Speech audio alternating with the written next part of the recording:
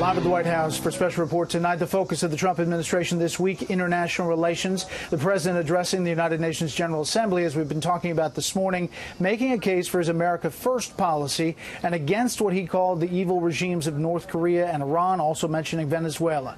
Let's talk now with the country's top diplomat. Secretary of State Rex Tillerson joins us from New York. Mr. Secretary, thanks for being here. My pleasure, Brett. You know, I want to start with what you just wrapped up with. You're meeting with the Russians. How is that going, that relationship, and what's the fallout from your meeting? Well, Brett, I think we've established many points of contact with the Russians at various levels. Obviously, we've been dealing with a few differences over our embassies, and I think we've got that stabilized now. But I think, importantly, we know what the really big issues are. We continue to find areas of mutual interest, cooperation in Syria.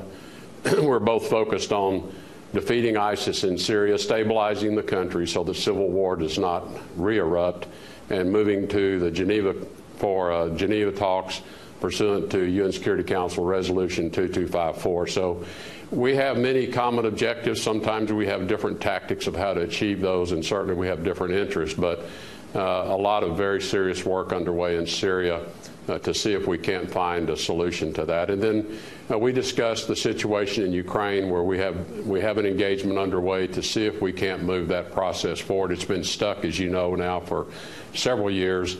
We're still committed to the delivery of the Minsk Accord objectives, and we have active dialogue there. And then we have an active strategic issues dialogue, and we've begun starting some early talks around the New START treaty and INF as well. So very, very fulsome discussions. Well, I want to ask you about the speech, the president's speech to the General Assembly today. A lot of reaction pretty much along party lines, some saying that it was bold, direct, needed to be said to the world. The criticism from top Democrats like Dianne Feinstein, President Trump's bombastic threat to destroy North Korea and his refusal to present any positive pathways toward any on the many global challenges we face are severe disappointments. He aims to unify the world through tactics of intimidation, but in reality, he only further isolates the United States. Your reaction to that? Well, I thought the president's speech was extraordinary. I think, you know, if you go back to the speech itself, he opened in the early part of the speech with making the case for the responsibility of sovereign nations, the accountability of sovereign nations, that it is through sovereignty and responsibility to their people and keeping their people first. And that's very much in line with his theme of America First. He's really saying America's people come first.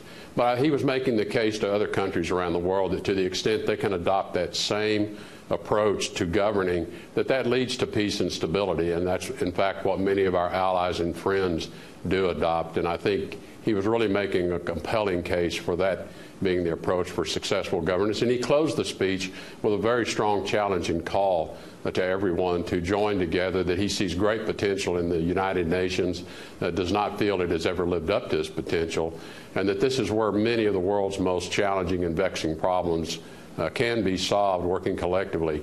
In the middle of that speech, though, I think he was very directly describing the threats to democracies, the threats to governments around the world over, from North Korea's threatening behavior to Iran's destabilizing activity to the decaying democracy in Venezuela that we're all witnessing, and just the sad, sad human tragedy that's unfolding before our eyes in what was once one of the most thriving democracies in our own hemisphere.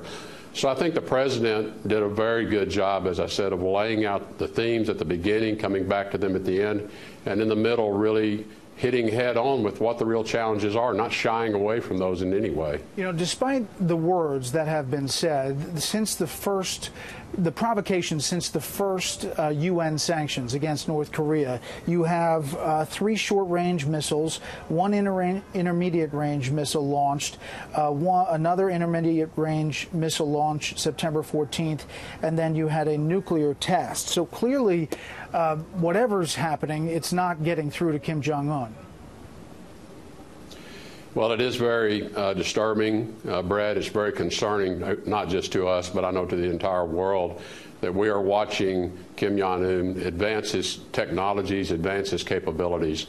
I do think that the President's done a very good job of uniting the international community in its voice to Kim Jong-un, that we do not believe this is certainly not in the global interest, but it's really not in his interest either longer term, that the path he's on is just to a path of further isolationism. We have the strictest sanctions ever put in place. We do believe there are early signs of those having an effect. Ultimately, though, we're going to need the assistance of the neighbors in the region. We have strong support in our trilateral security arrangements with Japan and South Korea, but we also are in very, very constant dialogue with China and with Russia, because they have a very important role they can play here to also carry the message of the international community that this program really has to be halted, and we have to have an opportunity to talk about the future of North Korea and a denuclearized Korean peninsula. Secretary Tillerson, there was a tease in the speech about Iran and a possibility that this Iran deal might not be renewed or somehow might be changed. October 15th is your deadline. Can you shed some light on that? Well, I think we all are well familiar with the flaws of the Iranian nuclear deal, Brett, and the most glaring flaw is the sunset provision. That we all know that this is merely a kick the can down the road agreement, and we just spoke about North Korea, and unfortunately this is what governments in the past did with North Korea. They just simply entered into agreements that were short-lived or were easily cheated on, and I think that's the President's assessment of the Iranian nuclear agreement, is that it's not a stiff enough agreement. It doesn't slow their program enough, and holding them accountable is difficult under the agreement. But most importantly, the agreement comes to an end, and so we can almost start the countdown clock as to when they will resume their nuclear weapons capability. The President really wants to redo that deal. He said renegotiate it. We do need the support, I think, of our allies, the European allies and others, to make the case as well to Iran that this deal really has to be revisited. But you know that the messages from those countries are that they are not interested in renegotiating. And the message from Iran is that if there's any effort to renegotiate or change it, they're going to tear it up and there's no deal. Well, if the Iranians tear it up and walk away, then under the terms of the agreement, all of the sanctions, both American and European, snap back into place. So, we'll see what they choose to do. But I think the other thing that the President was highlighting today, and we've talked about it as well in the past, is that the Iranian threat to the region is much broader than defined as simply by the nuclear talks. Our relationship with Iran from a security standpoint and a threat standpoint is much broader than that, as is the entire region. And we've really got to begin to deal with Iran's destabilizing activities in Yemen and Syria. And the President highlighted that today, that under the agreement, the spirit of the agreement, if you want to use that word, but even the words of the preamble to the agreement, there was clearly an expectation, I think, on the part of all of the parties to that agreement, that by signing this nuclear agreement, Iran would begin to move to a place where it wanted to reintegrate itself with its neighbors. And that clearly did not happen. In fact, Iran has stepped up its destabilizing activities in the region, and we have to deal with that. And so whether we deal with it through a renegotiation on nuclear or we deal with it in other ways. Two quick things, just to make sure I'm clear. You said it there at the end. Is the goal tonight, is it a renegotiation of the Iran deal?